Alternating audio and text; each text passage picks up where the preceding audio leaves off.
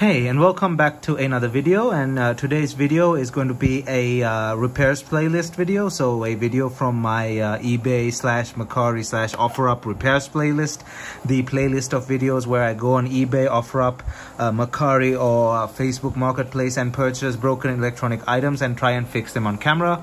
And what we have here today is this Sony PS4 controller that I got off OfferUp for the price of about $29 plus shipping or something. I forgot. I'll put it up on screen. And there are actually two controllers, so the black one and the gold one that I got for that price. It's a really good deal for two controllers that are in excellent condition. For example, the black one, the pads are not damaged, the rubber is still good, the battery life is almost as new. So it hasn't been used that much. It's in excellent shape. So the black one is good to go. Really good battery life, good to go. The gold one, when it showed up, it actually looks better than the black one, but it has stick drift on this joystick, and we'll be fixing that. It's not serious, but when you're playing a game like, for example, Horizon Zero Dawn, when you go to aim long range, it really affects it. So I have to fix this stick drift issue. But apart from that, everything else on this controller is good to go. It's clean, and everything, the rubber and stuff is also good, and the battery life is also really good. The only issue is the light stick drift. So in this video, we'll be fixing it. But as usual, before jumping right in, don't forget to smash that like button down below, as it helps this video get on YouTube's algorithm. And also don't forget to hit that subscribe button down below and ring that bell notification button to get notified whenever I upload a new video. Also, don't forget to leave a comment down below. Let me know what you think about this repair video. If you have any questions, how to fix stick drift on your PS4 or PS5 or Nintendo Switch or whatever controller. I can give you some tips probably. I fixed a lot of these in the past as well. So leave a comment down below and check out my social media down in the description below, which includes Instagram, Discord and Twitter. And now let's jump right into fixing this PS4 controller. So the stick drift on this thing isn't too bad. Stick drift or drift stick, stick drift, dick stick, stick dick, whatever the hell you want to call it. But it's not too bad, but long range weapons, it actually affects it. Let me show you here. So I'm in Horizon Zero Dawn, and if you move it around, you don't really notice it that much. I can notice it if you pan closely near the trees. It's vaguely visible. Oh, there you go, it's doing it again.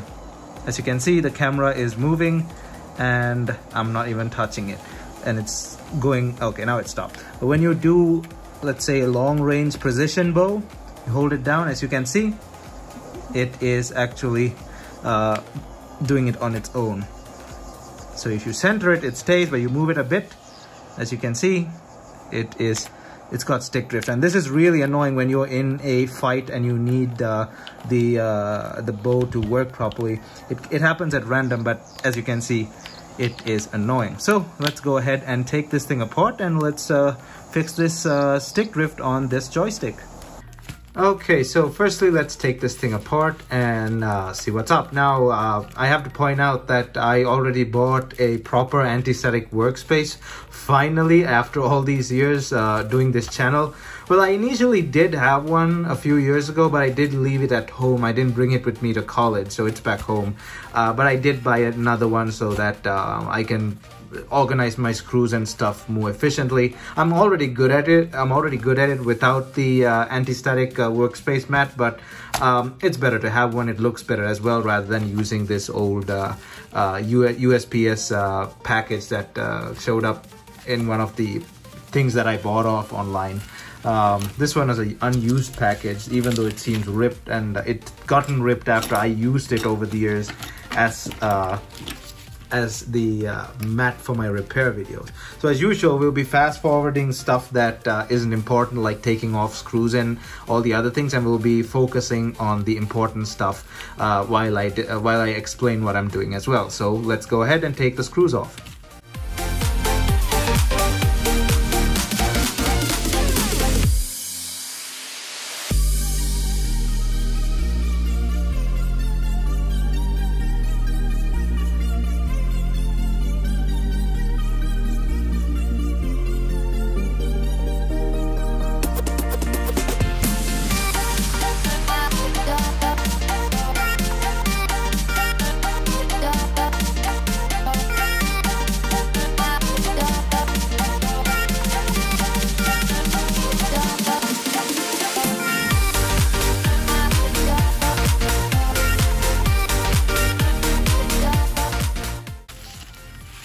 Okay, that was harder than expected. I kind of forgot how to actually take this apart quickly because it's been a while since I've actually done one of these repairs. I knew this ribbon was here, so carefully remove that ribbon before lifting the thing off. That is one of the sensors at the back there.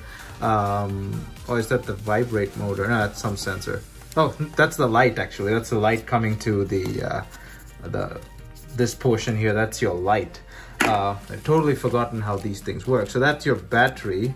Very identical to the old PS3 battery. Here's a PS3 remote battery.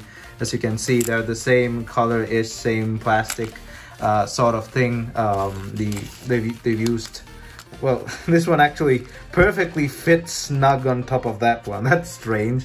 The PS3 remote battery fits perfectly on top, snug on the PS4 remote battery. I didn't even know that, so that's interesting. Connector, I think is the same, so that's really good for repairability. You can use the older batteries if you like. I think the connectors are different. Okay, I thought they were the same. The connectors are different. Okay, that wouldn't make any sense, but it is what it is. So we have the two vibrate motors. I might as well take those off because I never use the vibrate function, but then again, who knows, I might have to keep it for a future game. But as far as Horizon goes, I never use the vibrate function. It actually annoys me and it just wastes battery for no reason. So never been a fan of the vibrate function. So let's get this screw out. Now it's coming back to me. It's been a while since I took one of these apart. I used to repair these quite often back home. Ribbon over here. Oh, gently bring this ribbon out.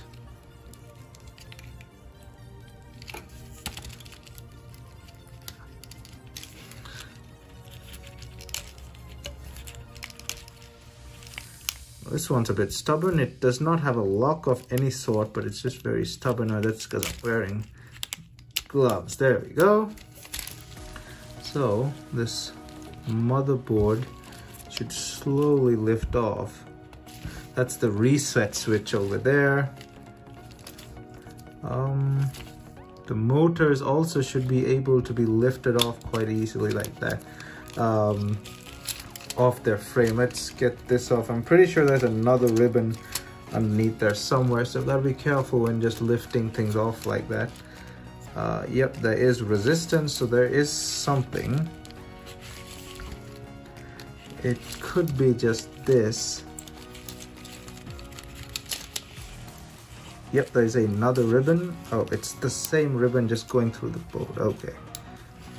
Okay, so I had a closer look. You actually have to push the controller, the joysticks forward because they're catching on the bump-like thing there. Push it forward like that. It should release. There we go. And there's something else that's, oh, that's the one of the things over there. Let's bring this down like that, and there we go. So there's this frame-like thing in the middle for the touch control pad. That's the ribbon that we pulled out earlier is for the touch control pad. So there's your touch control pad if you ever need to replace that. Let me bring this back a bit. Okay, so there's your touch control pad. If you ever need to replace that, replace it now, and then you can do those steps backwards. So the joystick that we have an issue is with this one. So should be able to take those off and have a closer look at it. So the first fix is usually just blowing some air into it and putting some rubbing alcohol and just cleaning it out. So that's the first thing we're gonna do. Kind of want to get this out of the way, but it doesn't have to be out of the way. Now, if you're going to replace one of these, there are your solder points for you to replace it. So there's a bunch of them. Desolder them and resolder them. You don't really need a fancy soldering station for that. You just can do it with a simple soldering iron, but it'll be better with a soldering station. But that is the joystick that we have a problem with. So I'm gonna go blow some air into this. I don't have a can of compressed air, but my neighbor does, so I'm gonna borrow it from him and just spray it off and come. And then we'll drop some rubbing alcohol into this and go from there. All right, so we have some rubbing alcohol here, and we're gonna just put it on the joystick. I'm gonna just go ahead and straight put it on the other one as well, just to get that cleaned up as well. Just a reminder that this stuff does not short circuit your board or the joystick or anything like that.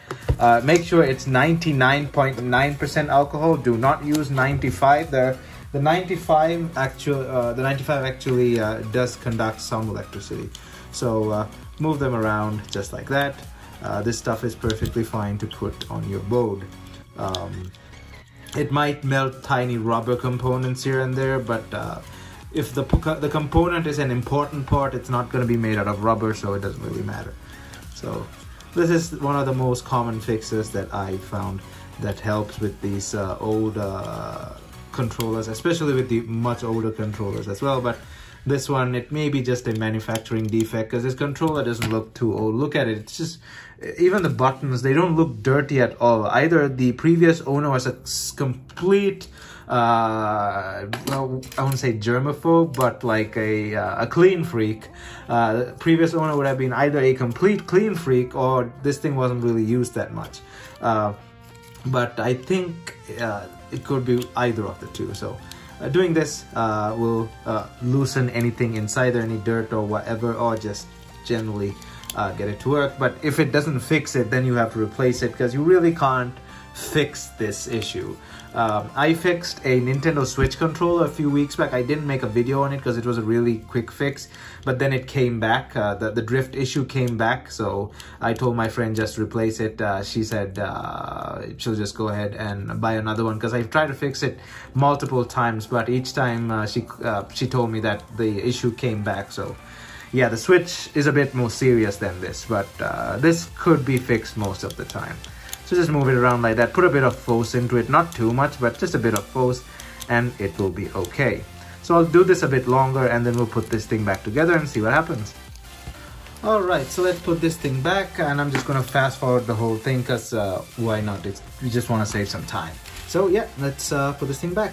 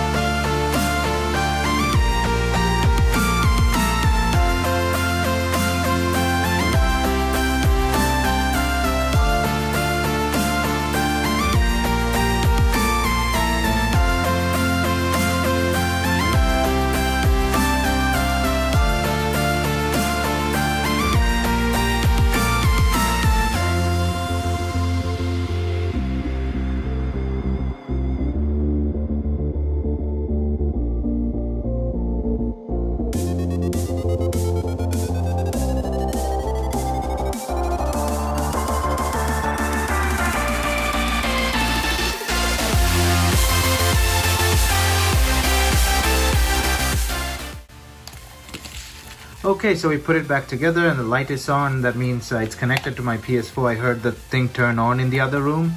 So let's go ahead and see if it works better now by loading up the game. And yeah, let's go. Alright, so we are here in the game again, and I must point out, if the controller doesn't work right after you put it back together and stuff, sometimes the game will, sometimes the controller will work in the menu, but not in the game. It kind of freaks out, and that's fine. Just go ahead and put like a pen or something. Let me get that to focus. A pen or a blunt well, sharp but rounded off at the end object. Put it in there and press the button inside. You know where the reset switch is, this thing over here right next to that screw. So put like a pen would do, a pen or a blunt paper clip or something. Just put it in there once and press the reset switch, and then press the PS button again, and it should work perfectly. That's just a quick reset since we removed the battery. So if you have that issue, that's what you have to do. And now let's do the Sharpshot bow, the precision bow. Let's move the precision bow, and there you go. As you can see, move it around. It's not moving by itself. It's perfectly fine. Here you go. As you can see, it's not moving by itself anymore. So we fixed it. So it's a pretty simple fix for a I'd say not bad case of stick drift. There are worse cases of stick drift, but most of the time that's with permanent damage. But stuff like that, that's just probably dirt or some stuff got inside the joystick there. But when you have minor to medium stick drift, that's most of the time that's the case. It's just dirt getting into the joystick. But if you have serious stick drift, it's most probably broken or a software issue. But as you can see, we fixed it. Let's move it around a lot, and still it stays centered without moving on its own. So yeah, that was how to fix stick drift on a PS4 controller. Well, a low to mild stick drift. This probably won't work on serious stick drift, but if you do have serious stick drift, just give it a try, and if that doesn't work, you'll have to replace the module like I showed you earlier, or you can just try and fix it. Depends on what you want to do. But yeah, I hope this video helped you, and as usual, thanks for watching. And if you enjoyed this video, don't forget to leave a big thumbs up on the like button down below, as it helps this video get on YouTube's algorithm. And also don't forget to hit that subscribe button down below, and also ring that bell notification button to get notified whenever I upload a new video. I'm on Instagram, Discord, and Twitter, and you can follow me on those using the links down in the description below. Thumbs up, and I'll see you guys in my next video.